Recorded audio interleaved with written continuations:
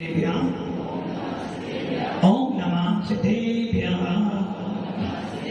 ओम नमः सिद्धेभ्यः यदर्चा भावेन प्रमदितमनादय दुर्यः छनादा सिद्धस्वर्गे गुणगणितमय सुतनिधि लवन्ते सत्सत्य शिवसुखतमाय चिमुदता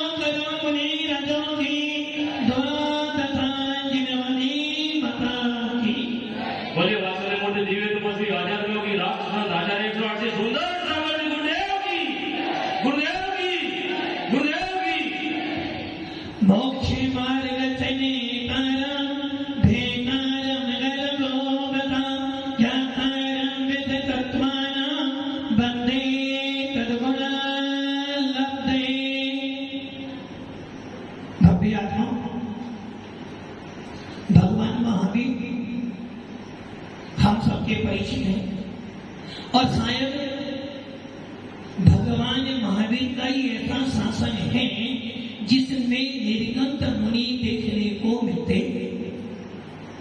भगवान महावीर का वीतरा शासन ही ऐसा शासन है जिसके अंदर आपको भगवान महावीर के भेष को धारण करने वाले सर्वोपयोगी सत्योपयोगी मुनिराजों का अवलोकन होता है। किसी भी शासन में चले जाना, जिस प्रकार की साधना, जिस प्रकार का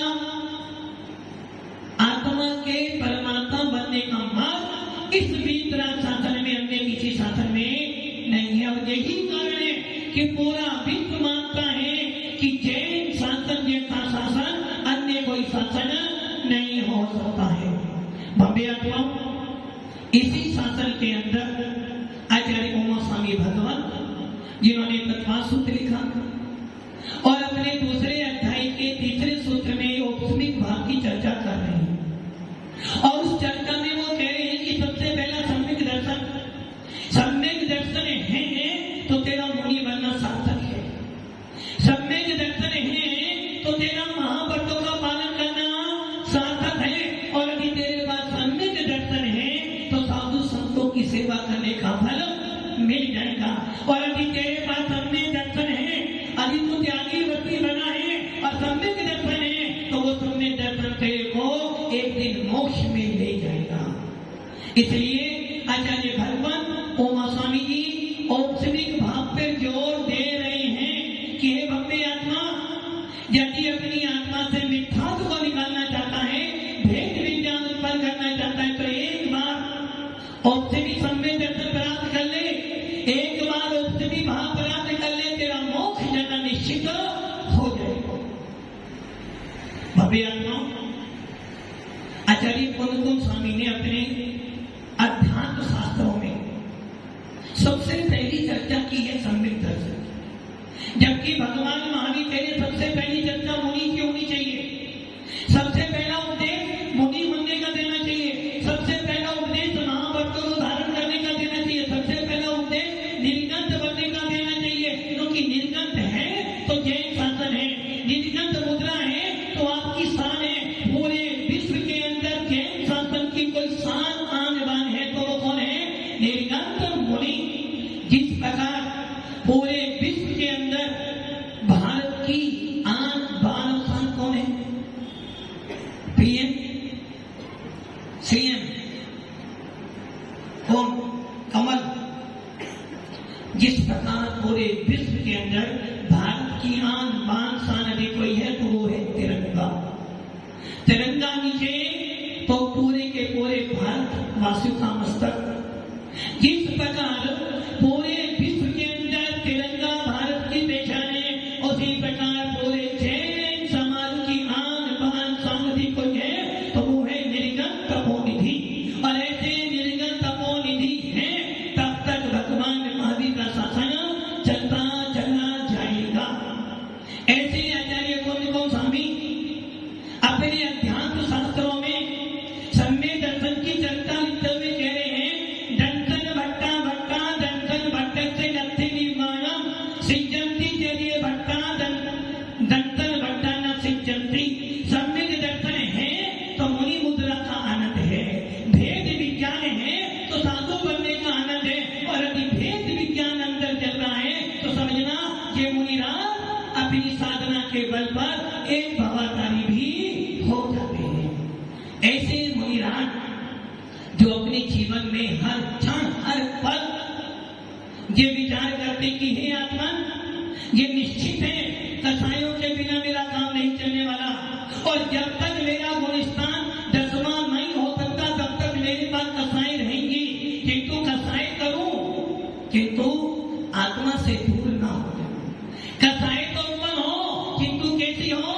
जल में रेखा के समान। जैसे जल में रेखा बनती है और क्षण भर में ही विलीन हो जाती है, जिस प्रकार समुद्रों में लहरें उत्पन्न होती और नष्ट हो जाती है, वैसे ही मेरे जीवन में कभी क्रोध का भाव आ भी जाए तो कैसा हो? जल में रेखा के समान। इसलिए मुनिराज अपनी आत्मा में प्रतिदिन रत्नत्रय की भावना पाते हैं, भेद विज्ञान का चिंतन करते हैं, अपनी आत्मा के स्वरूप का विचार करते हैं, और जब कभी आत्मा से भाग जाते हैं तो पुनः अपने आप के उपयोग को आत्मा में स्थापित कर देते हैं। भव्य आत्मा जैन समाज आज से नहीं, जब से जैन शासन है। जैन शासन कब से है पंडित जी?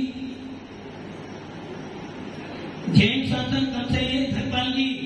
कब से है? कब तक रहेगा? आप कब से हो? जैन शासन अनादि निधन है। अनादि मतलब आदि, ना कोई उसका आदि और ना कोई उसका अंत है। और इस जैन शासन में जितने भी लोग होते हैं वो अनादि काल से एक काम जरूर करते हैं, भगवान को जाने ना जाने इतना जरूर जानते हैं। जिनके निर्गम साधु होते हैं वो जैन समाज का व्यक्ति होता है। जहां पर निर्गम साधु मिल जाता है, जैन व्यक्ति अपने दोनों हाथ जोड़ लेता है। उसे पता है जैन मुनि है, निर्गम साधु है, तो जैन शासन का अस्तित्व है। और जब तक मुनि राज है तब तक जैन शासन है, और जिन दिन मुनि नष्ट हो जाएंगे जैन शासन भी विनाश को प्राप्त हो जाएगा। आचार्य भगवंतों ने अपने शास्त्रों में लिखा है, तिलोक पढ़ती तिलोक सारों में लिखा है, जब तक जैन मुनि हैं तब तक आपके घर में, जब तक निर्गम साधु हैं तब तक आपके घर में अग्नि का वास है। जिस दिन निर्गत मुनियों का अंत होगा अग्नि का विनाश हो जाएगा, और जिस दिन अग्नि का विनाश हो जाएगा तुम्हारे घर में चूल्हा जलना बंद हो जाएगा। इसलिए ये ध्यान रख लेना, जब तक मुनि है तब तक तुम्हारा पेटी भरी जा रही है। जिस दिन मुनियों का अंत हो जाएगा उस दिन जैन शासन का भी विनाश हो। और मुनि कब तक रहेंगे? पंचम काल के अंतिम समय तक मुनि मुद्रा रहेगी। पहले भी थी, आज भी है, और बाद में भी रहने वाले ही है। जो लोग मुनियों को देखकर, जो लोग मुनियों की वंदना नहीं करते, समझे ना घोर विद्यानिष्ठी जीव हैं। भव्य आत्माओं, ऐसी ही भगवान महावीर की परंपरा में अनेकों अनेक आचार्य हुए हैं, अनेकों अनेक। जिनके नाम भी यदि आप पढ़ो तो आपको याद भी नहीं आए। ऐसे अनेकों अनेक महामुनियों ने जिन शासन की पताका को फहराया है, समय समय पर प्रत्येक मुनियों ने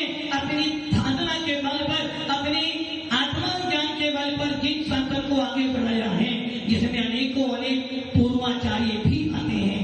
उसी श्रृंखला में एक ऐसा मुनि भी आता है, उसी श्रृंखला में एक ऐसा मुनि भी आता है जिस मुनि की देन है कि आज आपके साथ में मुनि मिलते हैं।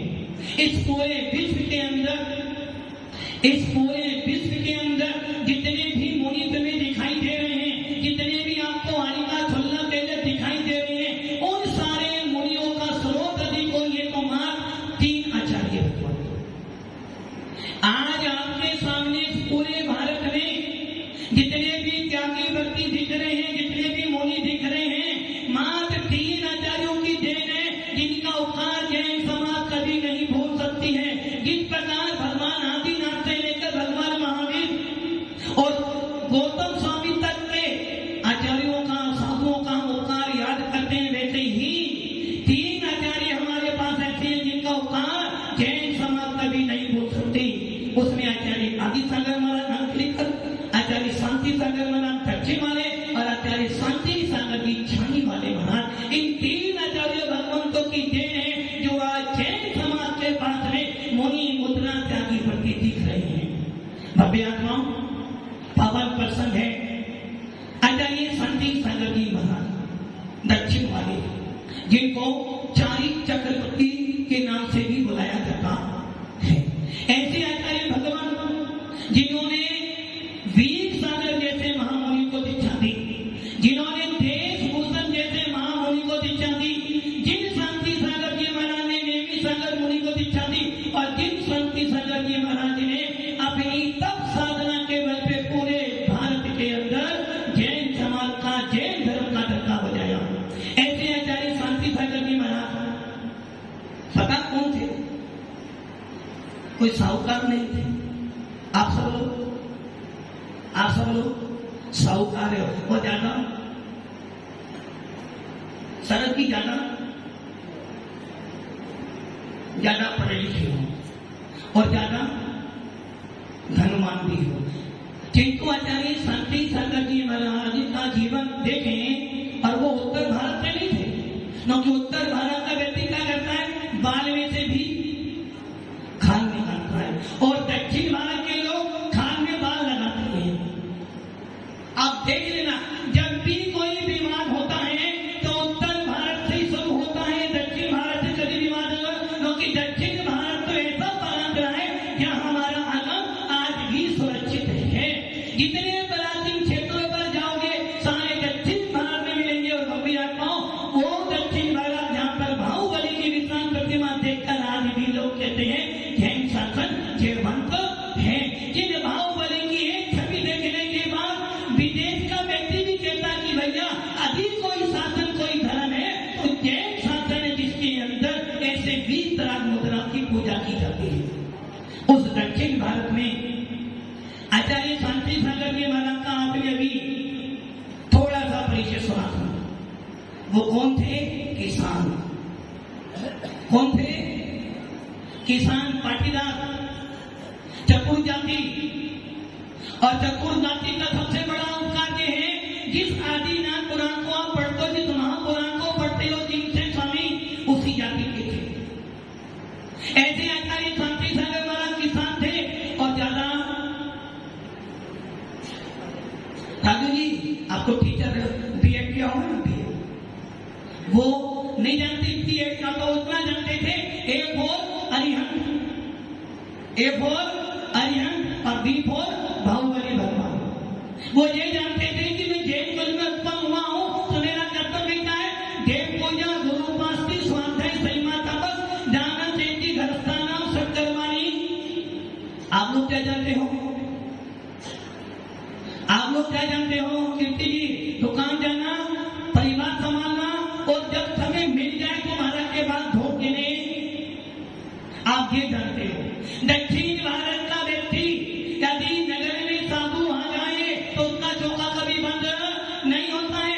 दक्षिण भारत का साधु श्रावक ये सोचता है भले मेरे को कन्नड़ी या मराठी, क्योंकि वहां की मूल भाषा मराठी या कन्नड़, दो ही भाषा, मराठी और कन्नड़।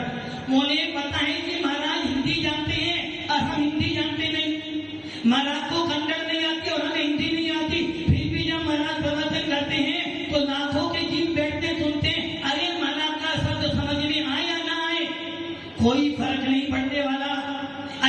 कौन कौन स्वामी कहते हैं साधु का प्रवचन समझ में आया ना आए ये टेंशन ना करना, क्योंकि गुलाब जामुन कैसे बना, सुनील जी गुलाब जामुन कैसे बना ये नहीं करना, गुलाब जामुन खाने में कैसा होता है ये खाकर देखना। वैसे ही दक्षिण भारत के लोग ये नहीं जानते कि महाराज क्या बोलना जाने, उनको हिंदी बिल्कुल नहीं आती, किंतु वो ये जानते हैं निर्गंत बोनिधि जो बोलेगा वो सत्य बोलेगा, हमें समझ में आए या ना आए उनके वचन ही हमारे लिए श्रद्धा रूप है। इसलिए कुल स्वामी ने अपने समय साल में लिखा है कि निर्गंत का प्रवचन पे श्रद्धान करना ही सम्यक दर्शन है। और आप क्या करते हो, अभी महाराज कोई बात बोलने, महाराज किस शास्त्र में आएंगे, कब लिखी थी, कैसे लिखी थी, क्यों लिखी थी, क्योंकि आप खाल बाल में से भी, और वो लोग बाल में भी खाल लगाते हैं।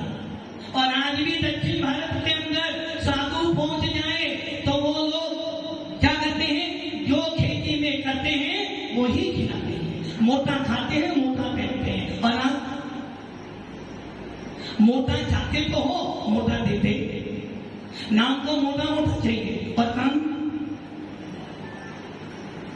आचार्य शांति सागर जी हमारा किसान थे, ज्यादा पढ़े नहीं थे, किंतु सरदा क्या थी, सरदा यही थी मुनि बने बिना मोक्ष मिलना नहीं और मुझे मुनि बनना है। आचार्य शांति सागर महाराज जी ज्यादा स्कूल पढ़े नहीं, बस अपने ही प्रारंभिक शिक्षा पढ़ी, बस एक गुण में था, जो साधु मेरे भोज में आएगा। अभी आपने पूरा की जन्म कहां पर हुआ, उनका जन्म कहां हुआ, जन्म भोज में नहीं हुआ, जन्म तो भोज के बाद 4 मील दूर उनके मामा के नाना के यहाँ हुआ, जिनको लोग आज पूरा विश्व कहता है भोज वाले शांति सागर की महाराज कीजिए, जबकि जन्म कहां हुआ, नाना के घर पर, वहां से 4 मील दूर ये गुल में जन्म हुआ उनका नाना के यहाँ। और बंदे आत्माओं भोज गांव में जब वो गए तो उनका नियम था, उनके परिवार का, हम क्षत्रिय थे। और ये ध्यान रखना दक्षिण भारत के अधिकतर साधु क्षत्रिय ही थे, भले आचार्य आदि सागर अंकिल कर भी वो भी शत्रु जात के मारे और अंकिल ही थे, वो भी क्षत्रिय थे। और क्षत्रिय जो होता है क्या करता है, क्षत्रिय क्या करता है, पुनी जी क्या करता है, तुम्हारी तरह नोट नहीं मिलता, क्षत्रिय क्या करता है, यदि देश पर आन पर खतरा हो गया तो उसको मारता भी है, और जब उसको लगे कि मुझे अपनी आत्मा का कल्याण करना है तो बड़े बड़े उपद्रव भी सहन करता है। जो कर्म में सूरवीर होते हैं वो धर्म में भी सूरवीर होते हैं। ऐसे आचार्य शांति सागर जी महाराज ने ज्यादा पढ़ाई नहीं करी, अब आप सोच लो 9 साल की अवस्था, बेटा कितनी उम्र है तुम्हारी, अभी 9 साल के बेटे का विवाह कर दो, कैसा लगेगा।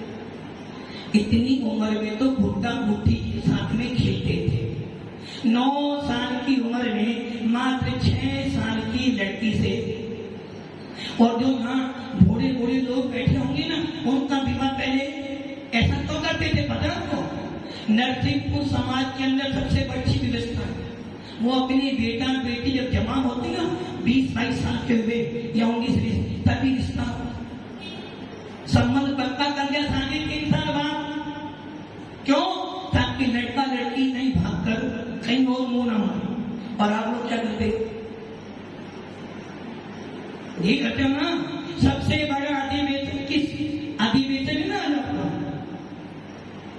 सबसे बड़ी सुगम समस्या यही करना कि भैया जिस प्रकार हमारा लड़का 19 साल का हो जाए उसका संबंध पक्का कर दो, और शादी उसकी 3 साल बाद करो, ताकि हमारा लड़का लड़की अन्य जाति में मुंह न मारे, ताकि हमारे यहाँ विजाति विवाह, विधवा विवाह, संकर जाति, संकर दोष न हो, ताकि हमारा धर्म और हमारे साधु की चर्या निर्विरोध चलती चली जाए। ये अधिवेशन सबसे पहला प्रस्ताव अधिवेशन का ये होना चाहिए।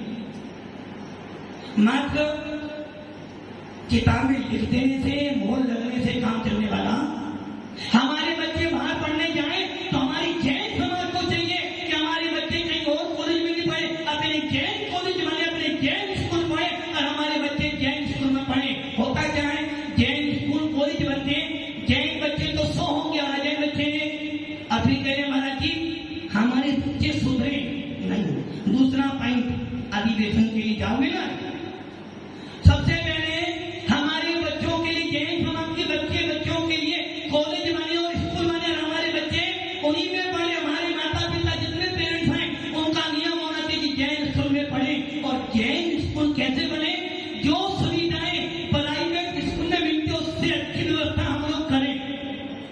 तब जाकर हमारी युवा पीढ़ी बचेगी, और युवा पीढ़ी बचेगी तो धर्म का झंडा जयवंत होगा। बाकी आप 9 साल का लड़का, 6 साल की लड़की, वो लोग क्या सोचेंगे? वो सोचेंगे चलो एक खिलौना मिल जाए, दोस्त मिला खेलने के लिए, और 6 महीने बाद ही वो लड़की, कौन है वो? आचार्य शांति सागर महाराज के घर प्रसव की पत्नी। क्या वो जानते हैं मेरी पत्नी? अब आप सोच लो, मात्र फेरे को लिए किंतु काल ब्रह्मचारी कैसे ही बने रहे। ऐसे आचार्य शांति सागर महाराज गृहस्थ अवस्था में उनसे पूछा गया कि महाराज आपका ये वैराग अभी हुआ पहले से था? बोले भैया मुझे तो ऐसा महसूस होता है कि मैं नई साल की सम्य दर्शन लेकर आया हूँ। मेरे भाव तो पहले भव में भी थे, और मुझे ये लगता है कि प्रकार भगवान महावीर पूर्व भव से संस्कार लेकर आए थे, वैसे ही मैं भी पूर्व भव से संस्कार लेकर आया हूँ। और ये ध्यान रखना, मैं जो बातें बोल रहा हूँ अपने मन से नहीं बोल रहा हूँ। मेरे सामने रखा हुआ है चारी चतुर्थी ग्रंथ, और ये ग्रंथ जिसमें आचार्य शांति सागर महाराज का पूरा जीवन परिचय है। 7 बार प्रिंट हो चुका है, और इसका पहला विमोचन आचार्य शांति सागर महाराज के जीवन काल में ही हुआ है। और लिखने वाले भी कौन है? सुमेर जंगी दिवाकर सिवनी वाले आचार्य शांति सागर महाराज से एक बातें पूछी, और पूछने के बाद लिखी है, और उनकी समाधि से पहले ही उनके सानिध्य में इनका विमोचन करवाया। तो पहले भी आचार्यों के ऊपर लिखा गया, और आज भी लिखा जा रहा है।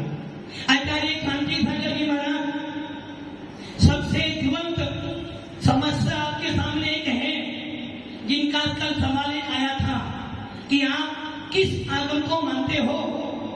3 ऑप्शन दिए थे, करम खान के 3 ऑप्शन दिए थे। आचार्य शांति सागर महाराज आज जो सबसे बड़ा समस्या खड़ी हुई, जिसके कारण हमारा जैन समाज टूट रहा है, युवा पीढ़ी हमारी धर्म से विमुख हो रही है, आदिका साधुओं के अंदर में मनस्ता उत्पन्न हो रही है, उनका सबसे तुरंत उदाहरण आचार्य शांति सागर महाराज ने दिया कि आचार्य शांति सागर महाराज आज परंपरा को मानने वाले थे। आचार्य शांति सागर महाराज पूर्वाचार्यों की परंपरा को निभाते थे। और भव्य आत्माओं, सबसे बड़ी बात, मेरी बात समझ में आ रही ना आपको? आज सबसे बड़ी समस्या क्या हो गई? शराबत से मिलना नहीं चाहता, साधु से मिलना नहीं चाहता। अभी एक साधु नगर में जाता है तो दूसरा नहीं आता है, और दूसरा आता है तो दोनों की मार मिलकर। किंतु आचार्य शांति सागर जी महाराज ने इन सारी समस्याओं का हल एक दिया, और वो हल है कि हमारा धर्म पंचवाद का धर्म नहीं है। भगवान महावीर का धर्म पंचवाद लड़ाता है और आर्ष मार्ग जोड़ता है। आचार्य शांति सागर महाराज, जो लोग आचार्य शांति सागर महाराज की दुआई देते हैं कि हम उस परंपरा की हैं, उनके भक्त, उनके शिष्य हैं, उनके लिए आचार्य शांति सागर महाराज कह रहे हैं भक्ति आत्माओं, अभी मेरी जो बोलता है, मुझे गुरु मानता है, तो ये ध्यान रख लेना, आर्ष परंपरा के अलावा कोई परंपरा तुम्हारी नहीं है। और आर्ष परंपरा किनकी है? भगवंतों की, आचार्यों की, तीर्थंकरों की परंपरा है। और इस परंपरा को जो पालन करेगा वही संवेदृष्टि होगा। आचार्य शांति सागर महाराज सत्यवती, कौन थी? उनकी माता श्री, उनकी माता के गर्भ में जब आचार्य महाराज का जीव आया, तो उनकी माता के मन में एक भाव उत्पन्न हो गया। जैसा कि वशिष्ठ मुनि जब उग्रसेन की पत्नी के गर्भ में आया, तो उनकी भाव क्या बने थे कि मैं उग्रसेन की छाती का खून या मांस खाऊं। तो इससे लगता है कि वो जीव पापी था। आचार्य शांति सागर महाराज का जीव जब उनकी सत्यवती के गर्भ में आया, तो उनकी इच्छा उत्पन्न हो गई। क्या? सबसे बड़ा उदाहरण देने जा रहा हूं आपको। उनके मन में भाव आ गए कि जिन्हें देव की पूजा तो करनी है, किंतु सामान्य पूजा, क्योंकि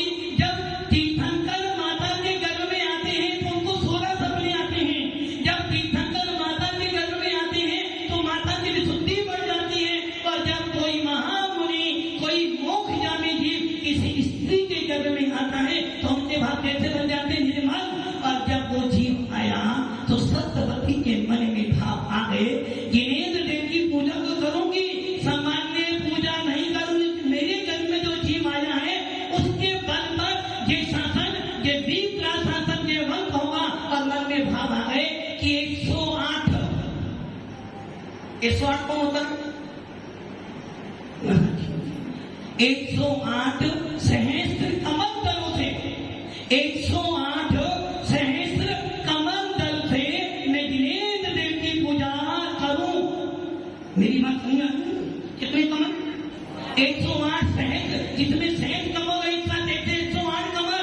और उस समय उन्हें भोज के गांव के पास कहीं भी कमल नहीं मिले, कोल्हापुर गए और कमल लेकर आए। उस मां ने उस जिनेंद्र देव की 108 सहस्त्र कमलों से पूजा करी और जिसका फल ये मिला कि आचार्य शांति सागर महाराज जी भी 108 बनकर पूरे जैन समाज के लिए उपकार करते हैं। आचार्य शांति सागर जी महाराज, उनके घर में जब वो घर में थे, 2 नदी है भोज गांव के अंदर, एक दूध गंगा और एक वेद गंगा। और उनके घर में प्रतिदिन कोई ना कोई मुनि आते थे और उन मुनियों को वो दान देते थे। आचार्य आदि सागर अंकली कर भी जाते थे, आचार्य आदि सागर घोष कर भी जाते थे, देवेंद्र कीर्ति भी जाते थे। और जब वो मुनि आते थे सबसे बस एक ही प्रार्थना करते कि हे भगवान, जिस प्रकार मैं तुम्हें नदी पार करवा रहा हूं, आप मुझे संसार सागर से पार करा देना। हे भगवान, यदि मैंने आपका हाथ पकड़ा है तो मेरा हाथ पकड़ के मुझे संसार सागर से पार लो। और आप लोग आदित्य महाराज हाथ पकड़ने किसी बच्चे का, बेटा कल से महाराज के पास मत जाना, महाराज विजय महाराज ले जाएंगे।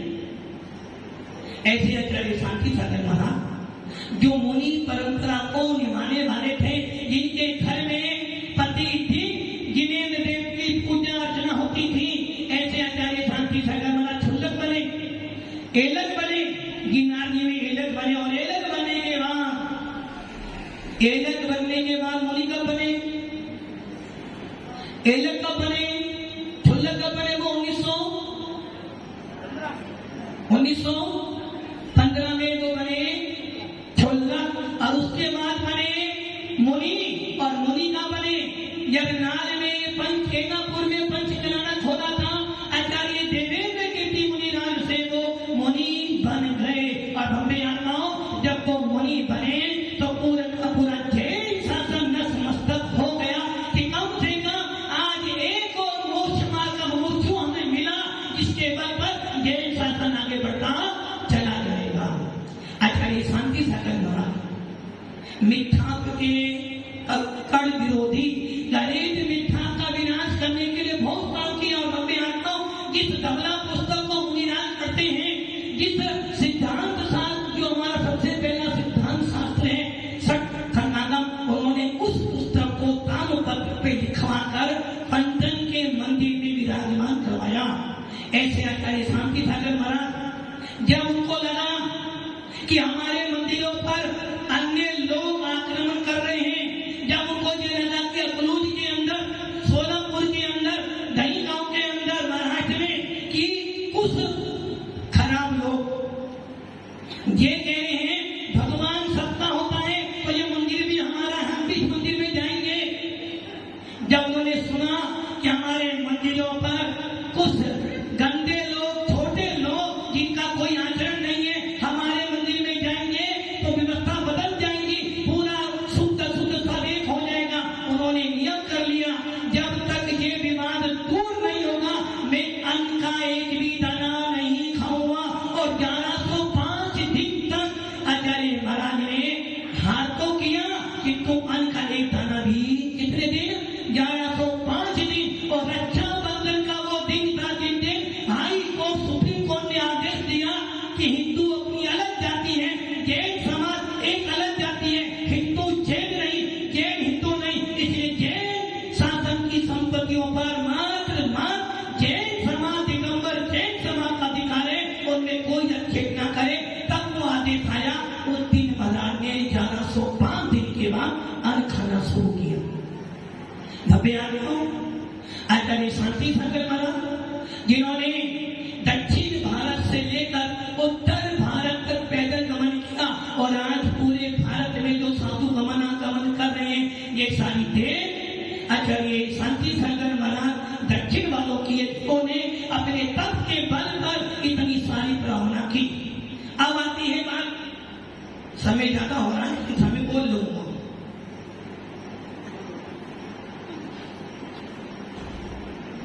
आचार्य शांति सागर महाराज आचार्य थे। मेरा सवाल है उनको आचार्य पद किसने दिया?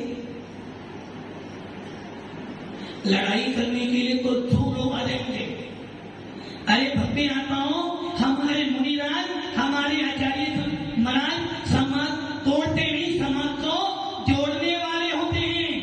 अजय ध्यान रख लेना, आचार्य आदि सागर अंगलिकर हो या आचार्य शांति सागर दक्षिण हो या ठाणी वाले हो, हमारे ये तीन पूर्वज हैं इस प्रकार अपने घर में अपने दादाओं की फोटो बनाकर श्रद्धा से हाथ जोड़ते हो। किंतु ये ध्यान रखना, इस जैन शासन को जयवंत करने वाले तीन ही महान आचार्य हैं। आचार्य शांति सागर महाराज दक्षिण वाले, आचार्य आदि सागर जी महाराज अंकलिकर वाले और आचार्य शांति सागर ठाणी वाले।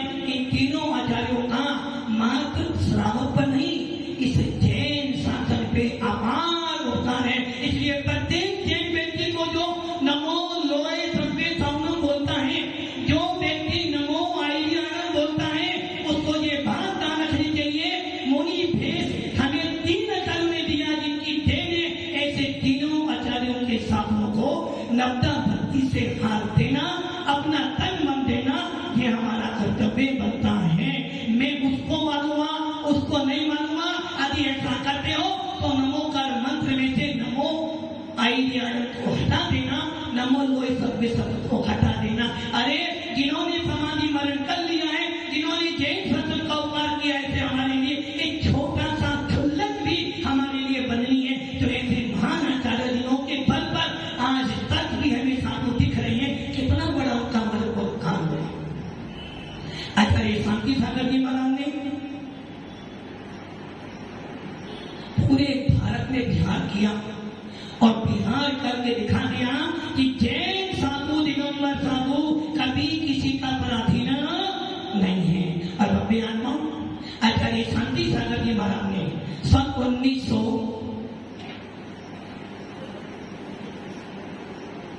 आचार्य पद की बात समदोली, ये उस गांव के पास में गांव है और उस गांव में हम लोग रहकर आए हैं। उस समदोली में आचार्य महाराज मुनि बन के गए थे। उनके पास दो पुस्तक थे, जिसमें एक का नाम जब उनको मुनि बनाया, समदोली में मुनि बनाया, कोथरी के पीछे उस गांव से 30-35 किलोमीटर दूरी पड़ता है। उस समदोली में आचार्य महाराज ने मुनि शांति सागर जी महाराज ने एक मुनि बनाया जिसका नाम मुनि वीर सागर रखा। और एक मुनि बनाया उसका नाम रखा मुनि नेमी सागर। और जिन दिन दो मुनि बनाए उसी दिन से समदोली जैन समाज ने आचार्य मुनि शांति सागर महाराज को नमो आइली आनंद के नाम से बोलना शुरू कर दिया। इसका मतलब क्या हो गया? जो मुनि दीक्षा दे वो कौन हो गया? आचार्य शांति सागर महाराज ने दो मुनि बनाए, मोक्ष मार्ग शुरू किया और मोक्ष मार्ग जिसने शुरू करा उसी दिन तुमको आचार्य भगवंत कहना शुरू कर दे। इसका क्या हो गया? मुनि बनाने का अधिकार आचार्य भगवंतों के हाथ में, और जो मुनि बनाता है उनको जैन शासन आचार्य शब्द से पुकारा जाता है। ऐसे आचार्य शांति सागर महाराज जिन्होंने गजपंथा 1950 में संकल्प कर लिया कि अब मुझे सलेखना करनी है और मैं सब में शिखर जाऊंगा। किंतु किसी भागवत वो सब में शिखर ना गए और वो सीधे चले गए कुंथलगिरी, जहां से देश भूषण और कुल भूषण मोक्ष पधारे। ऐसे कुंथलगिरी पे वो पहुंचे और वहां पहुंचने के बाद आचार्य शांति सागर जी महाराज ने पहले अगस्त के महीने में 14 अगस्त लगभग के आगे पीछे अगस्त के महीने में सबसे